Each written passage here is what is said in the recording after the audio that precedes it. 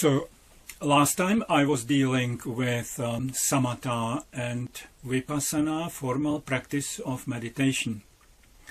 Today I would like to continue that talk with closely related topic, thinking and wandering mind during formal practice of meditation. But first, let me speak about the whole area of concept, thinking, verbalization of experience, talking about the nature of concept. In Pali language it is called paññati, designation or the name for some actuality, for reality.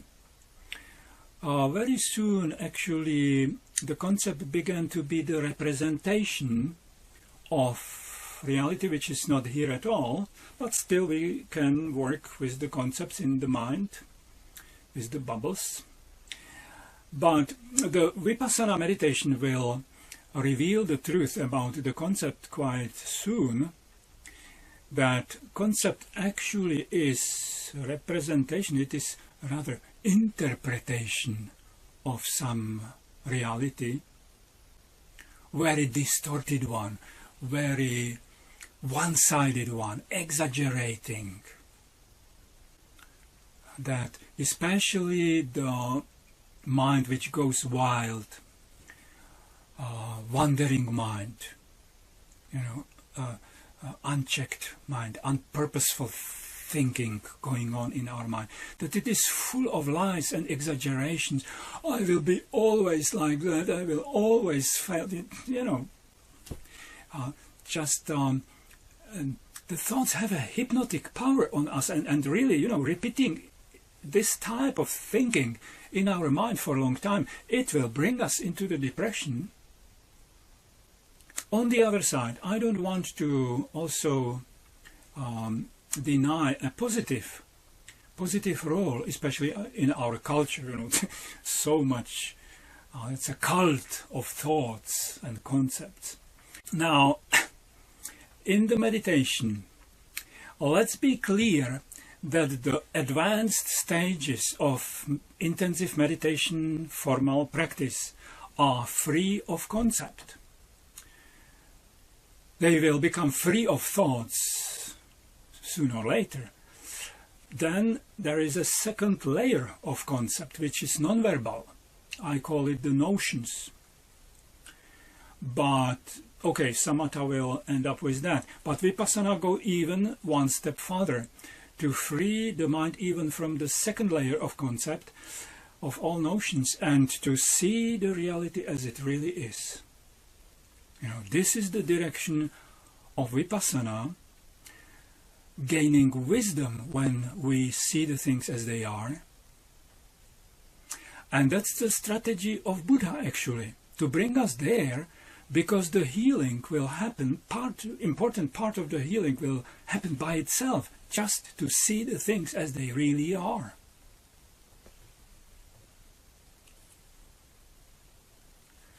So, in the scope of vipassana, the concept is something which is actually preventing us to perceive the reality clearly, directly. It is like a disturbing kind of overlay about the actuality. Apple, I don't have it here, but apple and the word apple. The concept sometimes I compare with a black and white photography. Apple, colorful, smell, taste, juice, and the black and white photography. Concept and reality. Sometimes I am giving even more drastic exercise to the people. We can do it now. That's a good one. I will give sample number 1, sample number 2, and your task will be to compare the taste or quality of these two samples. for the duration of this short exercise, it's good to close your eyes. Please close your eyes, and here is the sample number 1.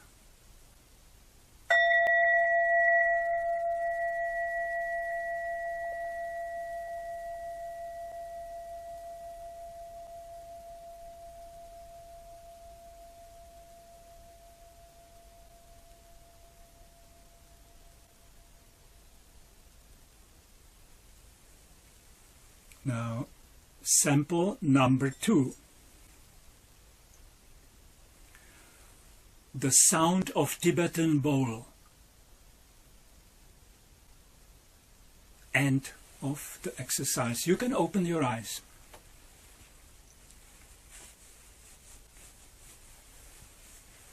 So please compare the sample number 1 with the sample number 2. Or was it almost the same? Yeah. Or was it a bottomless, shoreless difference?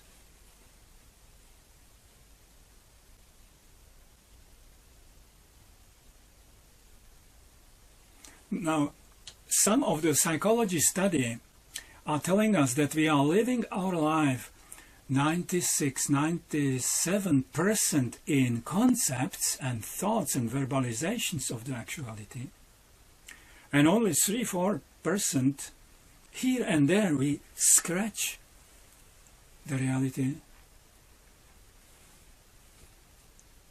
Don't wonder that the life looks as it looks like. And should be clear that I am not against concept in our culture, in our time, in our life, even in the Buddha's teaching. The concept is serving very important role, and purposeful, wise reflection, yoniso manasikara, and the life, the duties of the life. That's okay. But what I am really against is the proportion. If it would be 50-50, okay, so much aliveness in our life, so much real stuff. But when it is distorted like that, 96-97% in verbalizations, in concept, go back to this exercise. So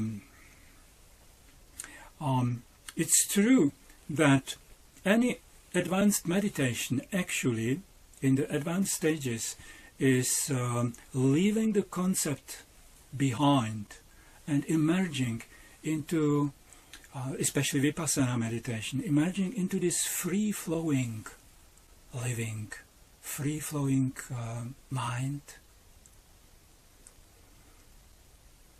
Everything is open, fresh, no negativities in the mind.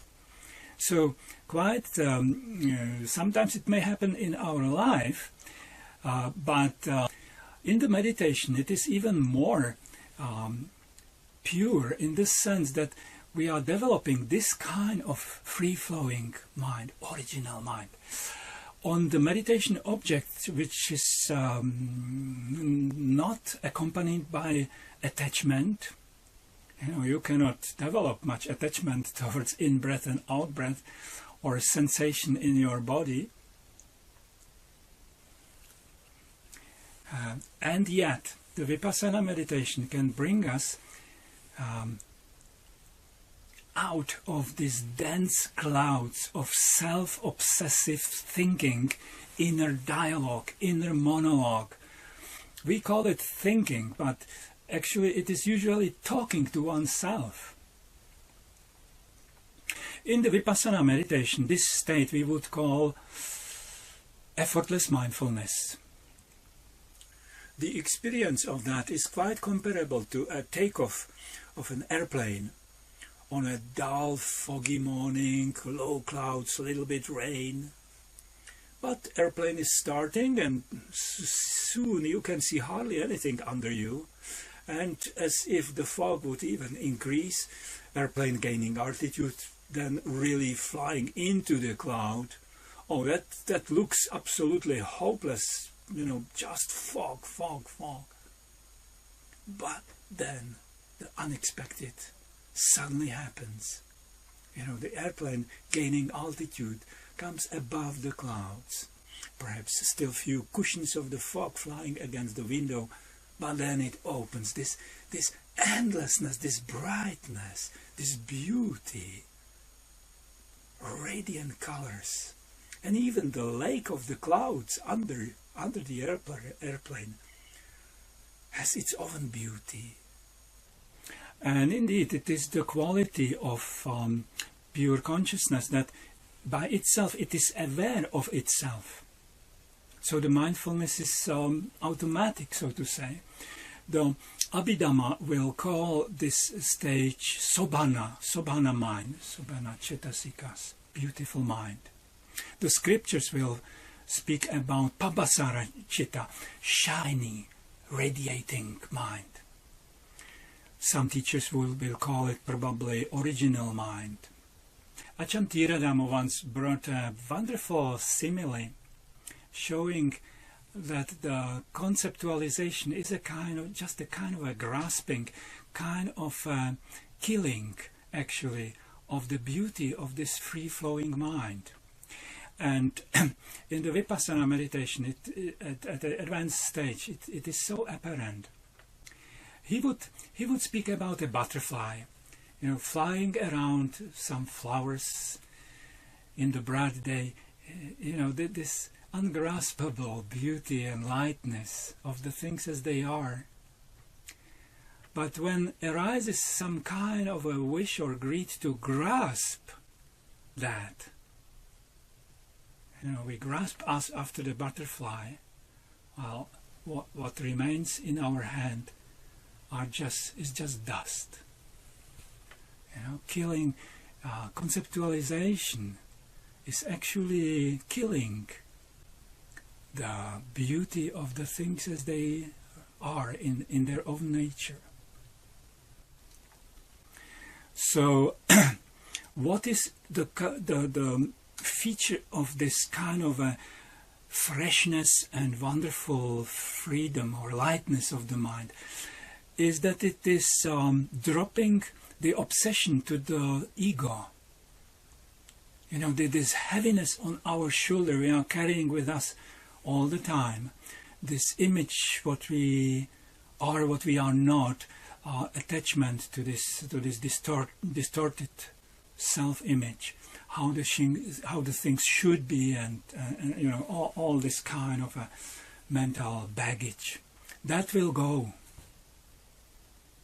And this is also so important, you know, to know what it means to be free of this slavery to the ego, to the thinking process, which can get into this spiral, rotating, depressive atmosphere in our mind, hopelessness, and all these stages of mind.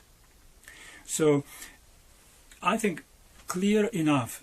Some of the thoughts may be very meaningful. The second factor of enlightenment is called Dhammavichaya, inquiring mind. The mind which wants to know, wants to see clearly, deeply. And when I was practicing in Burma, so I was bringing my idea, it's way back, many years back, and trying to present my idea that the vipassana meditation should be absolutely free of any concepts. The teacher was not quite agreeing with me, and showing this idea or this truth that second factor of enlightenment, Dhammavichaya, it can be even conceptual. In the retreats we have Dhamma talks, you know, which are conceptual. You are not expected to meditate hearing, you know, sound waves touching your sensory equipment, audible equipment, the hearing consciousness arising and passing away. No. the Dhamma talks are really meant to inspire our mind, and generally the purposeful, meaningful, wholesome thoughts have the power to give direction to our mind and to inspire, even to push us. But then, of course, then it should go.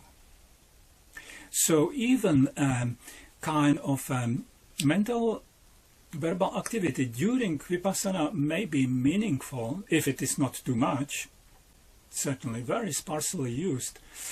In the time when our mind gets dry, juiceless, repetitive, boredom, we can still turn very much into meditation object itself.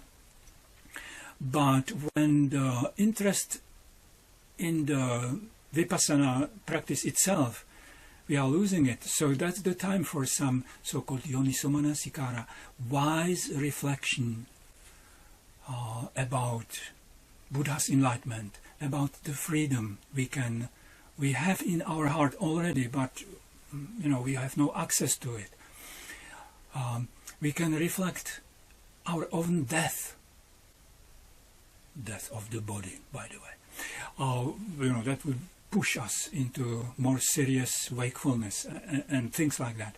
So there are instances in our practice when some little Dhamma talk with ourselves may be purposeful, meaningful, but very sparsely, very sparsely.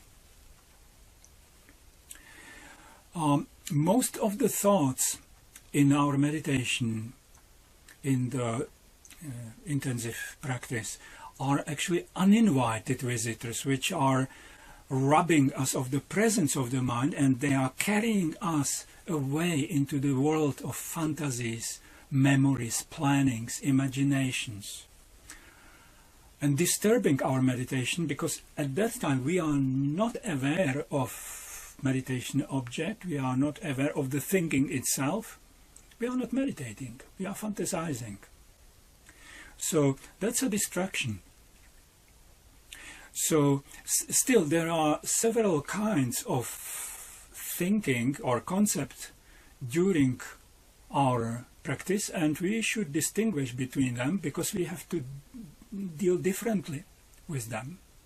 There are thoughts which are as if appearing in front of our mind, and at that time when we are fully in the thinking, we are not aware of the meditation object. That's the hallmark of this type of wandering mind, or even purposeful thinking. We are not aware of the given meditation object. So the advice, how to deal with that? Good advice: become aware of the beginning, when the intensity of mind on the meditation object starts to fade. This is usually the sign. What will follow is some kind of thinking, wandering and lost, and 5 minutes away. So catch it in the very beginning. Later, at least, become aware of it when it ended.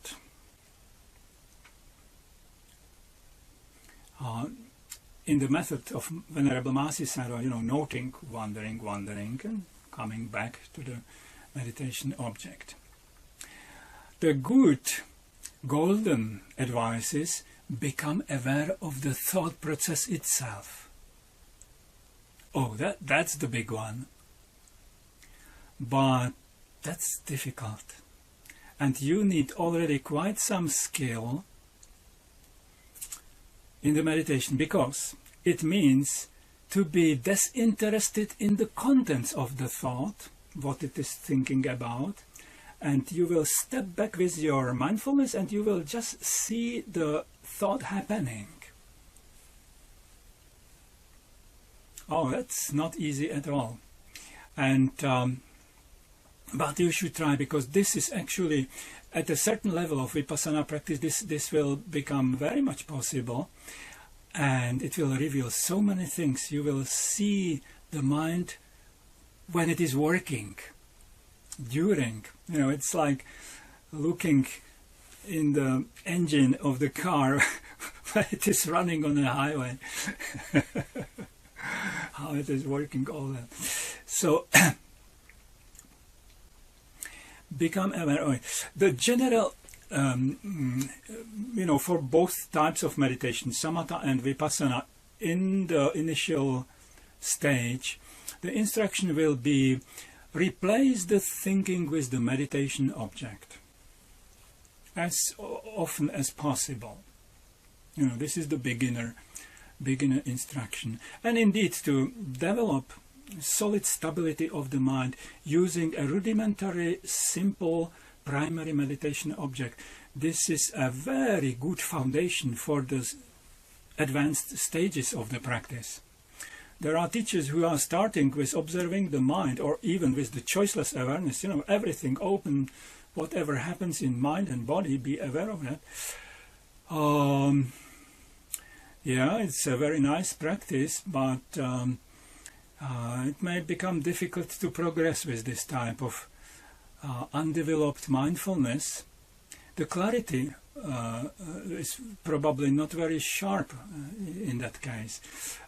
The classical way is to use a rather bodily meditation object in vipassana, and to develop the full clarity of mindfulness on that, and only then to start to widen and open it, include more and more into this field of mindfulness, into the scope of mindfulness, applying this newly discovered detached kind of non-reactive mindfulness without grasping, you know. And if this is not developed, so the higher practice then may become problematic.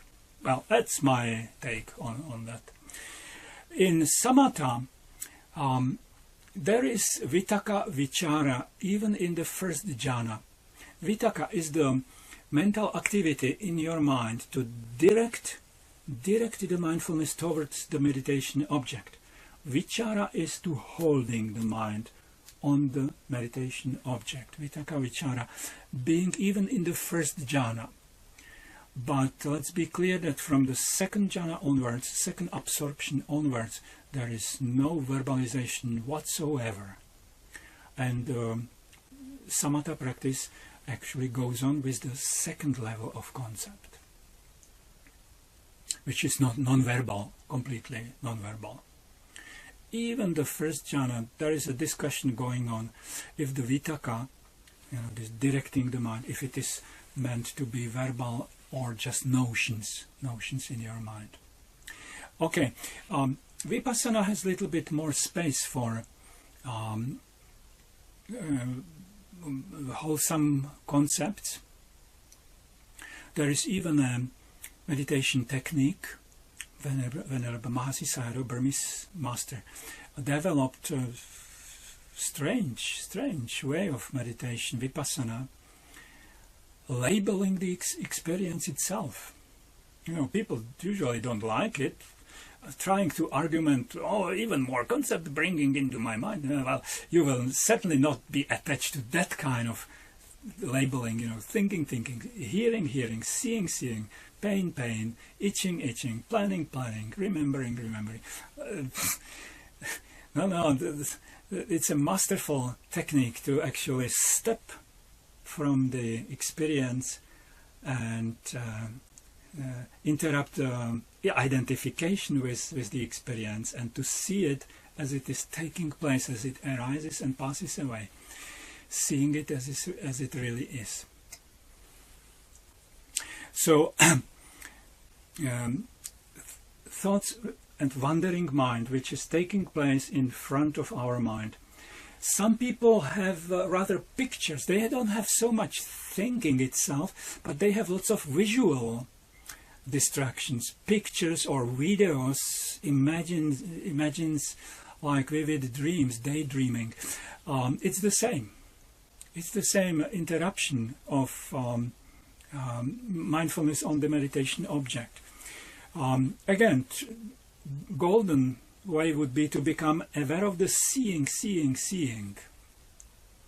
Not being interested in the contents of these videos and pictures, which are so alluring, or repulsive, both. The wandering mind as well can be beautiful fantasies or nasty imaginations. There's both types of attachment in both directions. Be careful. So we are dealing with that absolutely similarly. Come out of it as soon as possible. Become aware of it will be the golden rule for the little bit more advanced practitioners.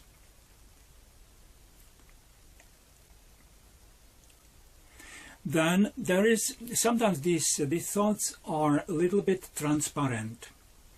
So there is a certain residual awareness of the primary meditation object, but some thinking coming at the same time over the meditation object. So it's a divided awareness, not very good.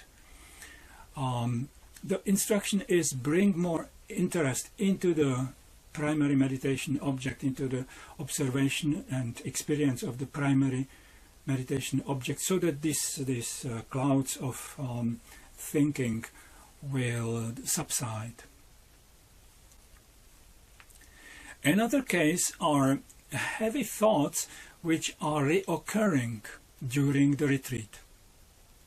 There are so many sittings during the day, and basically in all sittings always something particular reappearing, blocking any progress in the meditation. So the teacher may invite you to sacrifice one sitting to deal with that particular whatever it is, and to take decision, kind of a solution for the time being, during this sitting, a part of the sitting, or perhaps even the whole sitting. But you will have only one sitting in the whole retreat, so be clear to work hard at that time. There may be some emotional repressed things manifesting in your mind, in the wandering mind, psychological contents, or karmic unresolved stuff, whatever. And during this particular sitting you should find a kind of a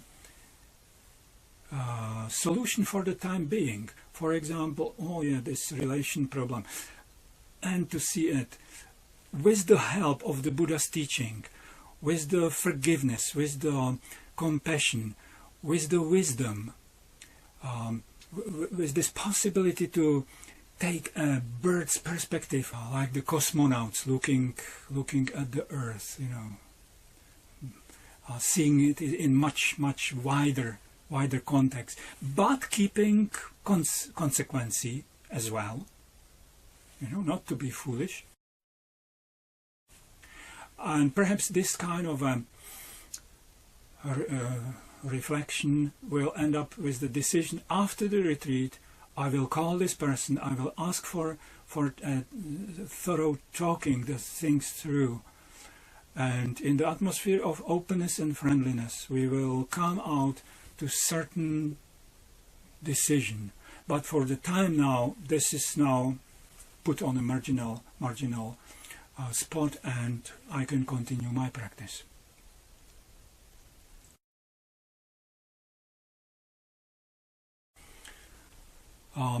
There is another conceptual activity going in our mind, and that's the commentator, as if sitting on our shoulder, basically looking parallel with the mindfulness on that what is happening, commentating all the time, complaining about everything, judging everything, just chatter.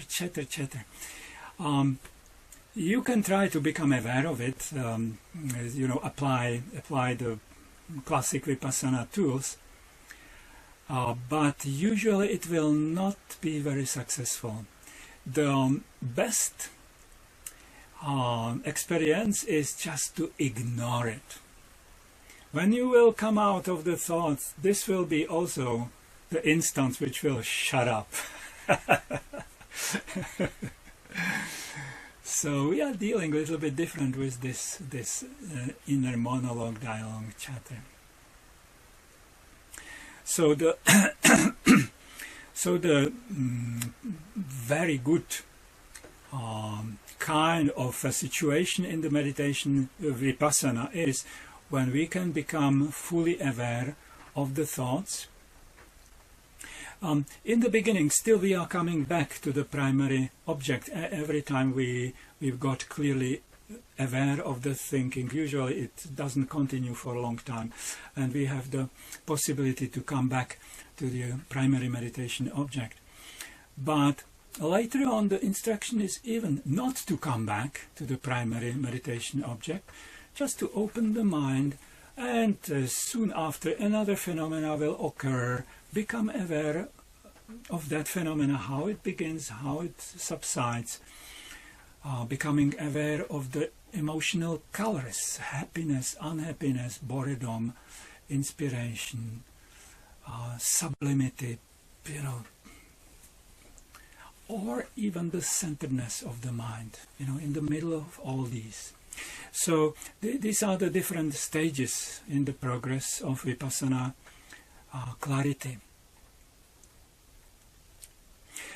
At the end, let me just drop few comments about the second, I call it the second level of concept, this non-verbal concept. Because all the things I was talking before, you could say in which language these thoughts were taking place. You could not say about the pictures in which language they were taking place, but you could say about thinking.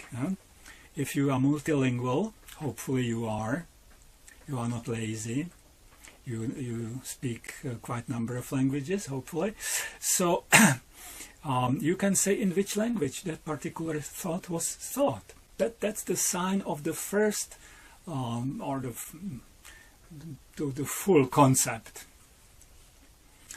The second level concepts are only notions. Before it becomes a language, there is already contents in your mind, conceptual contents, but it is not developed into paññati, into name, into word, into thought.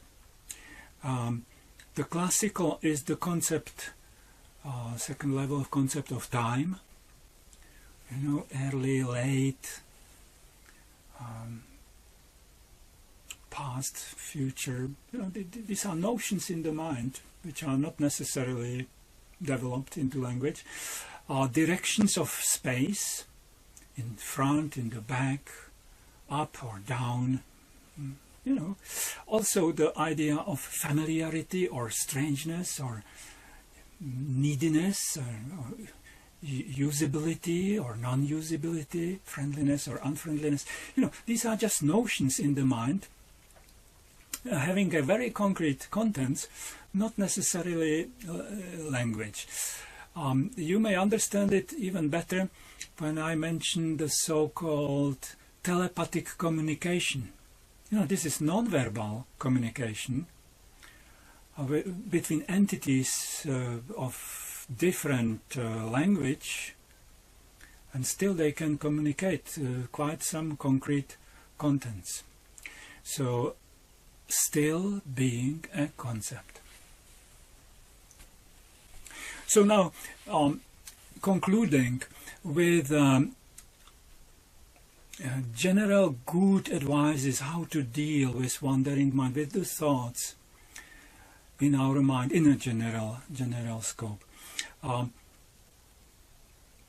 of the wonderful is to smile at the thoughts, coming again and again into the clarity of our meditation, depriving us of the clarity of awareness. Instead of developing kind of a resentment or anger again, it's much better to smile. Don't pour benzene into fire. So it is sometimes compared to an old man, old woman in the park, sitting on the bench in the sunshine, watching the playground, children playing with the sand, building castles. And the old person is a little bit innerly relaxed and smiling. You stepped into my castle, children having their quarrel. You are just smiling about it. So that's a very wholesome attitude and awareness of the thoughts at the same time. Another case, I remember I was years in a Swiss monastery, high up in the mountains, wonderful surrounding. And there was a rock, very steep, there is a rock, a high mountain on the side of the monastery, and there is a cable car going up there. This high rock is used by paragliders, people jumping with the parachute, because this rocks, very steep rock, is exposed to the morning sun. And it gets warm, so that in the afternoon you have a wonderful thermic up-going wind, which can keep the people hours circling in the, even gaining altitude. So there is a little cable car going up on this mountain, and so from the balcony, sometimes drinking tea, we could observe the base station, how it is there. It was about 150 meters, 200 meters in front of the monastery. You could see it quite clearly. And then the red cabin arrived at the base. The doors open, the people get in, the doors closes, and the cabin starts to go up, far away, vanishing from the sight. So the comparison came. Oh yes, in the meditation, so often we are doing the same.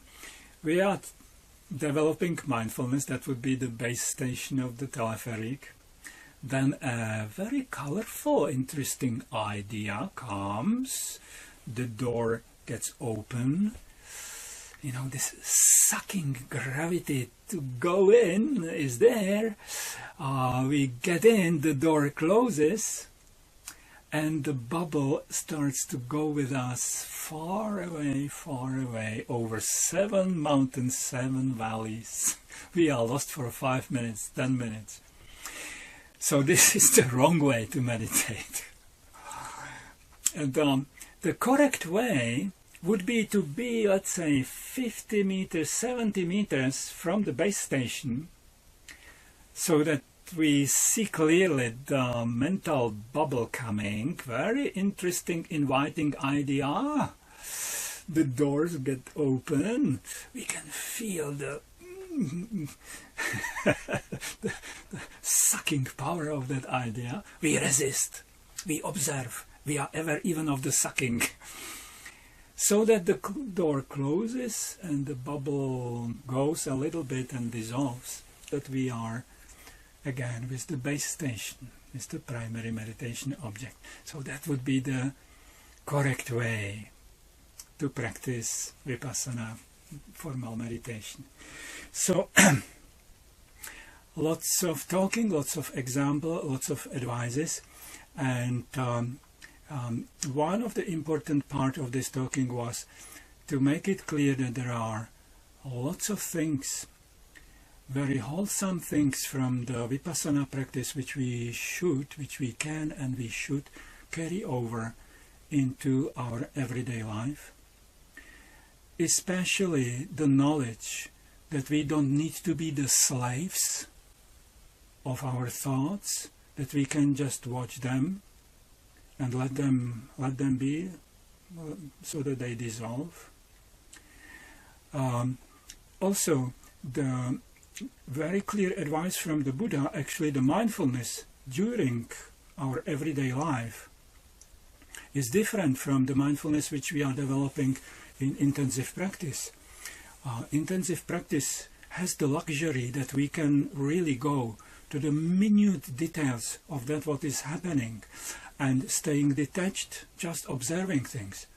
This is not what, this attitude we can apply only partially in our everyday life. No, we have to become involved with the things in everyday life, in the family. So let's be clear that the mindfulness recommended in the scriptures is the mindfulness of, especially of the quality of the mental contents. The comparison from the scripture is the gatekeeper, inviting the good visitors and preventing to enter the uninvited visitors. You know, to develop the wholesomeness in our mind and prevent to develop negativities in our mind. That's a very important part of the Dhamma, and the everyday life is an enormous opportunity to develop this purity of mind. And only in some kind of limited time periods we can go to the retreat-like mindfulness, especially when we are alone with ourselves. The bathroom, that's a big invitation, you know, cleaning our teeth, all the movements, all the touchings, all the mental contents. Our toilet, definitely. Sometimes recommending the going up the stairs, going down the stairs, doing small walking meditation opportunity. You know, so many times a day we go up or down, usually alone. So instead of being full of this mental chatter, to wake up to the clarity of mind, connecting with the free-flowing mind. Perhaps when we are waiting on a refuge for the streetcar, you know, just standing and being aware of the standing, or a little walking up and down, you know. Many people do it. Nothing especially apparent that, oh, he's meditating. No. Well, using the time. When we are already riding the streetcar or the train, that's usually opportunity, instead of gazing into the newspaper, you know, to get the fresh garbage from the news. Better to use it for the little metta meditation, developing friendliness and, you know, brightening the mind with these beautiful qualities of mind. That's Dhamma in the daily life. So, many advices for our practice of meditation. Wishing lots of success.